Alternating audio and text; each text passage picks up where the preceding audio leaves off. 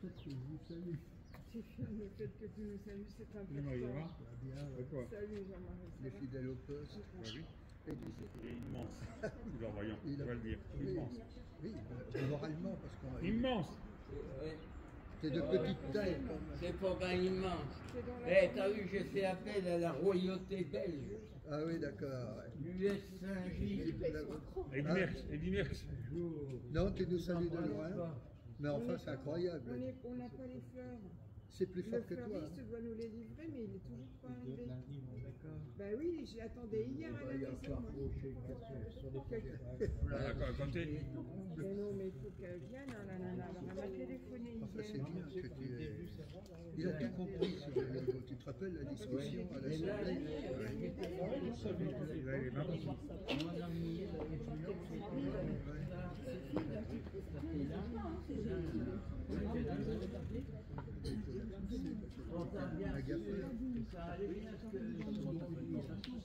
Ah, excellent, ah oui. Mais j'ai pas les fleurs. Je vais faire un montage.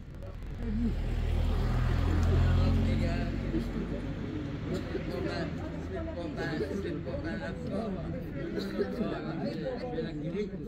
Approche-toi pas de trop. Ah oui, j'ai entendu ça. La panique, on a fait ça. C'est la fin. Bon, bah, c'est pas la fin de qui, là? Et du rhume?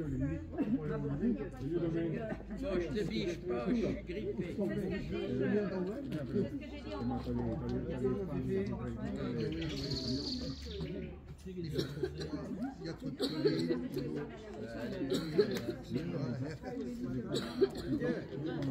Ça favorise les baleines.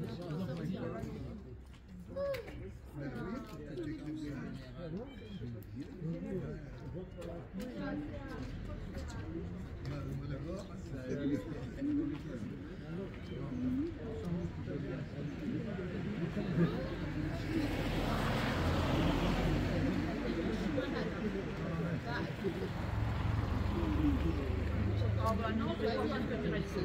Non, non, mais ça va. Tiens-toi les gars. Il a eu la tête. Bah, de toute façon, à l'hôpital, c'était ça. En général, de santé. Tout le monde a envie de rentrer. Allô? Oui, bonjour madame, c'est madame Salut. Voilà, t'as pas aux oreilles? Il y a un bouquet là, Edwige. Edwige.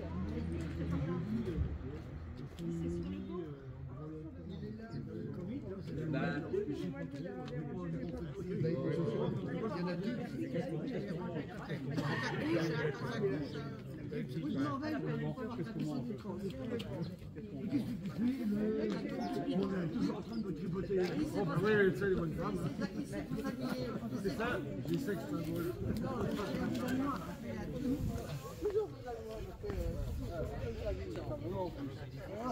Ça fait 61 ans. On y va, les amis.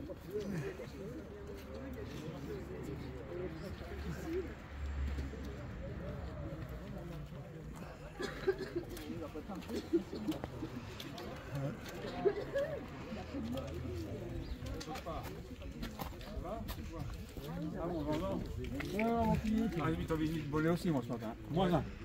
Je ne serre pas la main parce que T'as mal au pied. j'étais enrhumé. T'as mal au pied. Je ne serre pas la main. J'étais enrhumé. Et ben moi aussi. Je l'ai refilé. C'est pour le nez, la main. Ça marche pour le nez. Et t'as mis des... Ça va là, la question. Mais je ne suis pas encore allé. Il a des casquettes, il ne veut pas les mettre.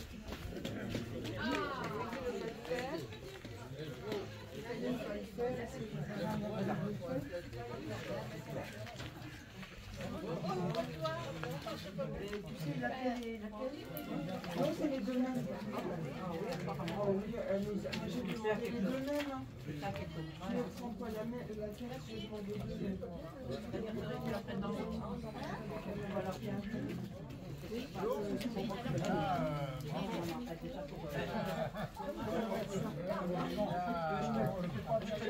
te la mets dans les bras. Ça va, ouais. Fraîchement, mais c'est bien. elles sont pas mouillées. Hein. Ah, c'est pour la mettre à l'éo, ça? Ah, on est chaud, c'est pour réchauffer. Hein. Je vais la poser. Attends, pour oublier. Je vais la mettre à côté.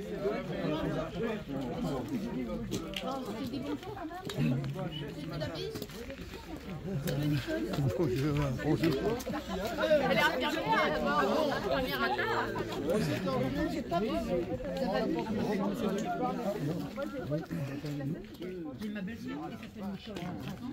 C'est vrai que tu verras ici. Non, on va chercher si la grippe abandonne pas. N'importe quoi. Ça va. Oui, mais il fallait aller à la pharmacie.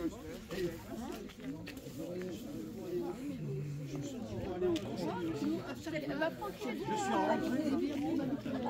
Moi, j'ai pas attention parce que. Et quand je suis revenu, il y a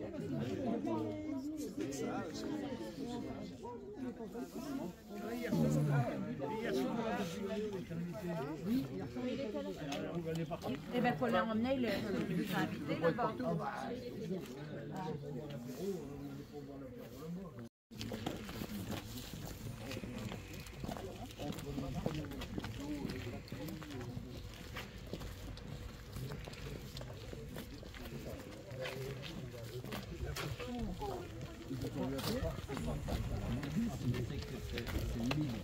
Ouais.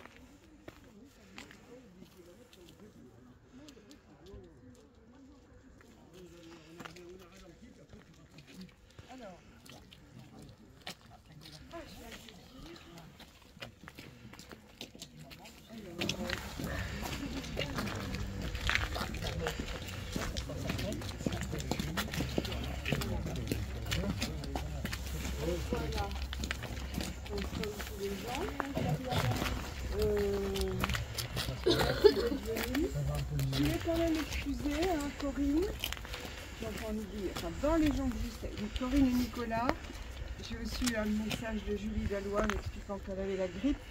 Il y en a peut-être d'autres, enfin bon, on est là, comme tous les ans, on va poser ces fleurs ensemble. Et puis après, je vous dirai un petit mot où je vais essayer de faire le plus fort possible pour pas qu'on soit tous complètement transformés en stalactites dans 10 minutes. Mon micro. Ah oui, c'est qu'attention. Non, juste pour le discours. C'était l'introduction.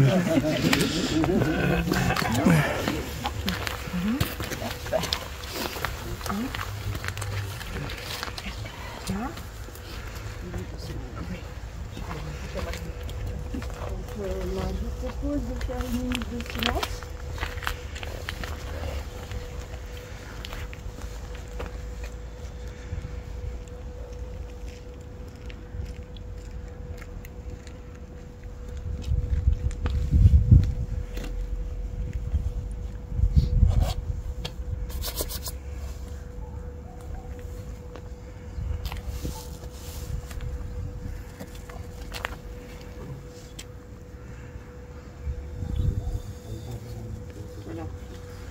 Merci.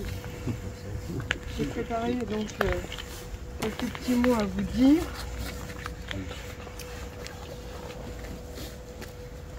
Voilà,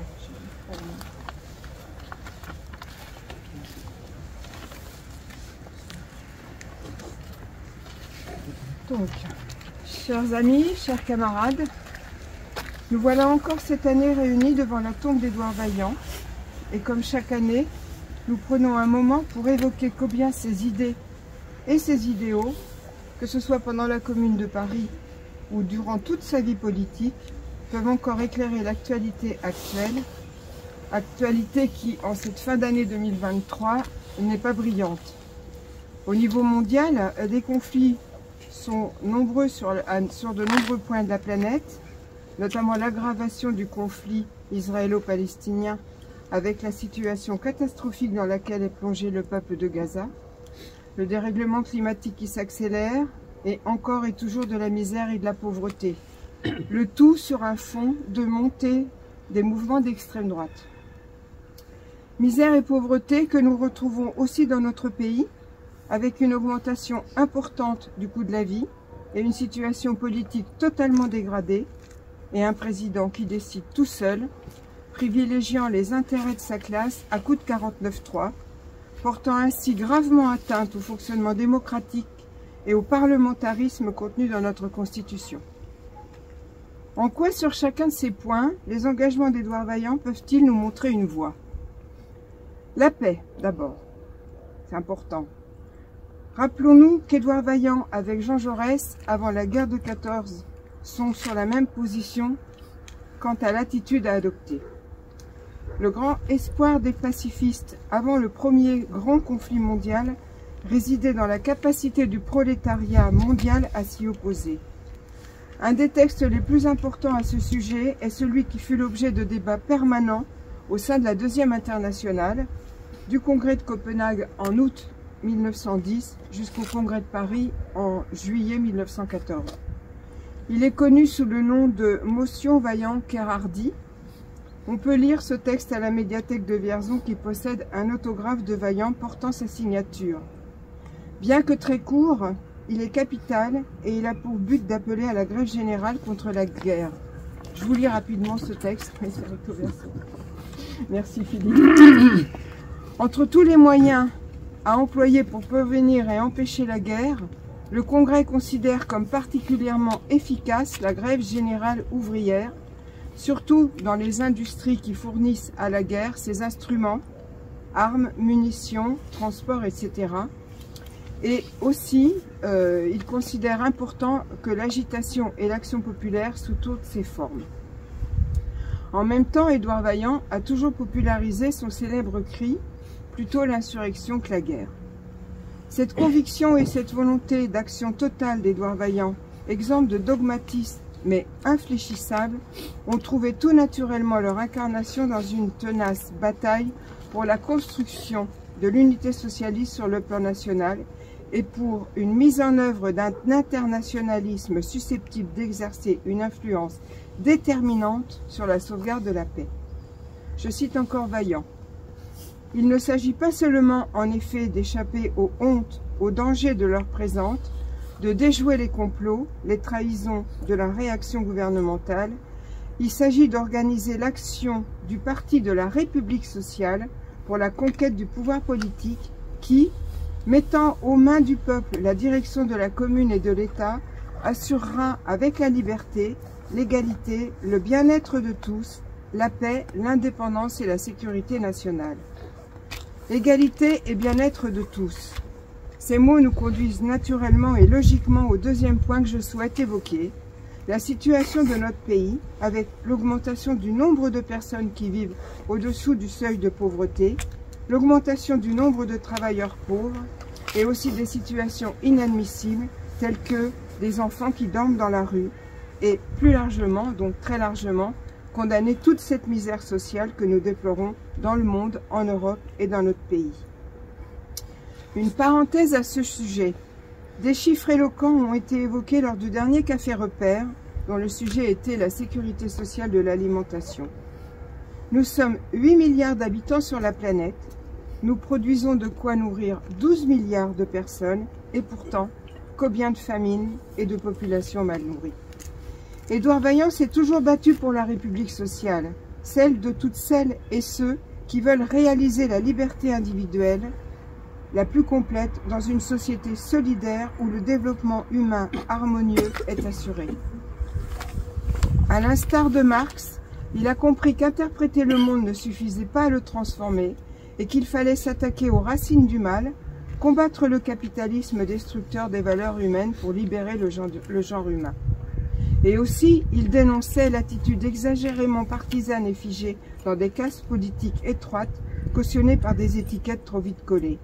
Ainsi, persuadé que seule l'unité est promesse de victoire, il a mené un immense travail pour réunir dans un seul et même parti, la SFIO, l'ensemble des formations qui se réclamaient du socialisme, du communisme et du mouvement ouvrier en général. Une actualité récente nous l'a montré. La mobilisation contre la réforme des retraites qui a ébranlé le pouvoir s'est faite dans l'unité d'action tant au niveau politique que syndical et même bien au-delà. Bien sûr, cette mobilisation ne s'est pas soldée par une victoire. La loi a été votée sans vrai débat, un vrai déni de démocratie flagrant et un mépris total de l'expression du peuple. L'appel à justice sociale, le respect des peuples et de ses représentants, c'est ce qui, à n'en pas douter, nous rassemble aujourd'hui autour de la sépulture d'Édouard Vaillant, quels que soient nos engagements citoyens. Je terminerai par une petite pensée pour César, ce révolutionnaire chilien, rencontré récemment à la permanence de Nicolas lors de la soirée consacrée au Chili. Son expérience, son intelligence, les épreuves qu'il a traversées, je rappelle qu'il a été emprisonné après le coup d'État de Pinochet, sa détermination toujours intacte pour aller vers un monde meilleur, sont à l'image de la vie et de la pensée d'Édouard Vaillant. Je vous remercie. Très bien.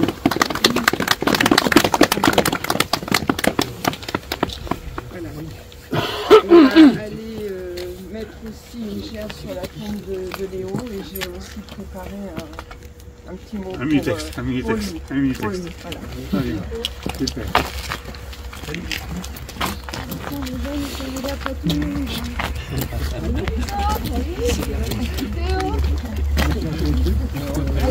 C'était ça, je voulais être tranquille, on va vous inviter.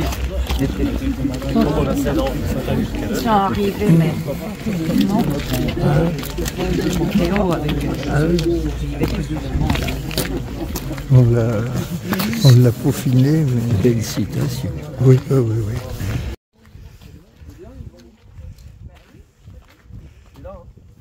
Ils sont pressés de sortir.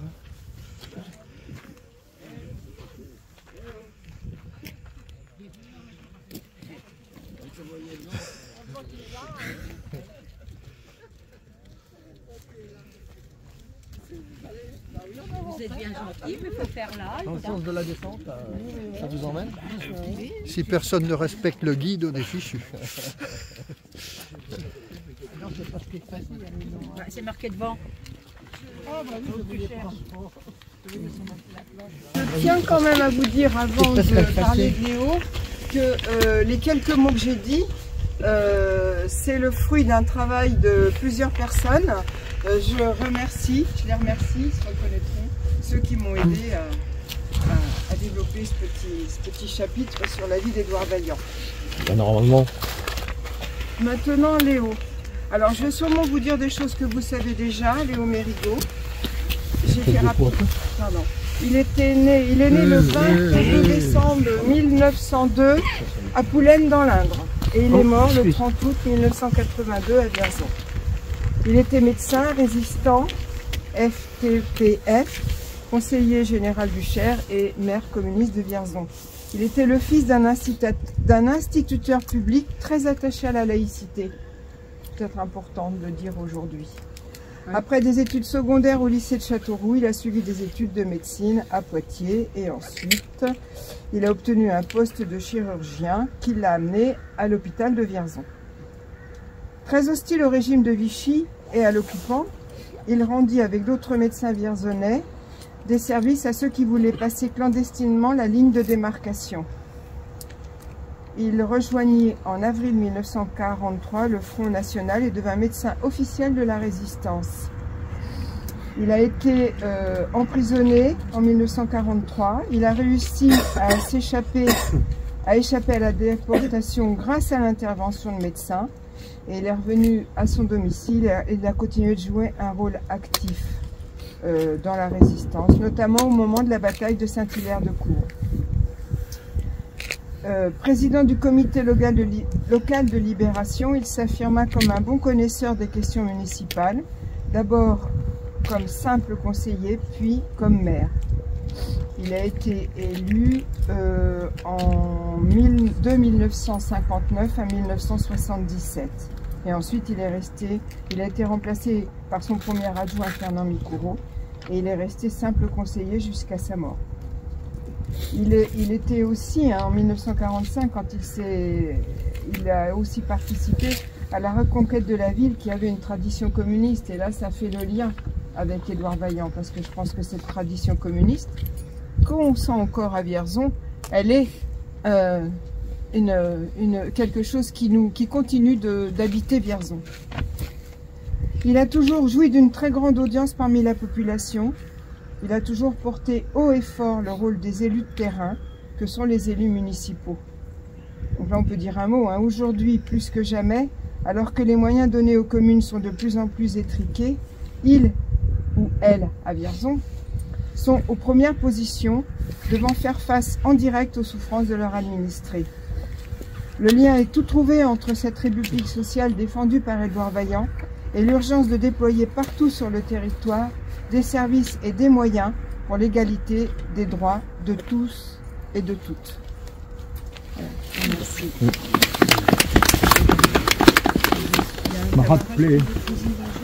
J'ai rappelé quand même en tant qu'élu, c'est vrai que en 59, c'était quand même des actions importantes. Et c'est quelqu'un qui était un libre penseur. Ce qui est important aussi, il est important de le rappeler, parce que le sectarisme pouvait, dans les différentes chapelles à l'époque, pouvait quand même prévaloir. Et c'est pas quelqu'un qui était sur ce terrain. Donc voilà, l'union a toujours été un des enjeux pour lui. On le voit encore aujourd'hui. On peut ne pas être d'accord, mais si on est tout seul, on n'y arrive pas. Et c'est vraiment une des actions qui a été forte de sa part. Donc, je voulais simplement rappeler ça, son action en tant que rassembleur et puis en tant que libre penseur, parce que c'était quand même une figure par là assez pas originale, mais très personnelle quand même, qui était la sienne. Merci.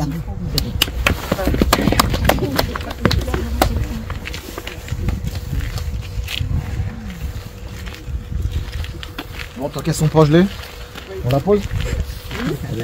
On y va tous les deux. Et puis on fait un petit instant de recueillement. Et puis je vous propose juste un petit instant de recueillement rapide, histoire d'avoir une pensée pour les homonymes.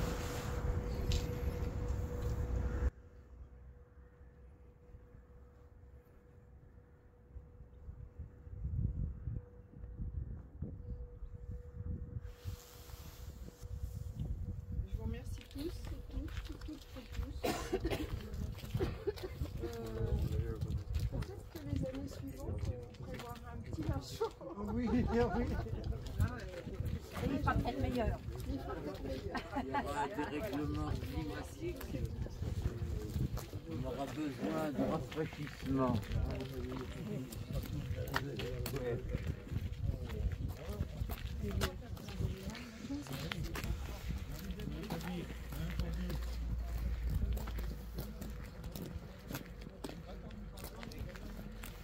Belle leçon d'histoire.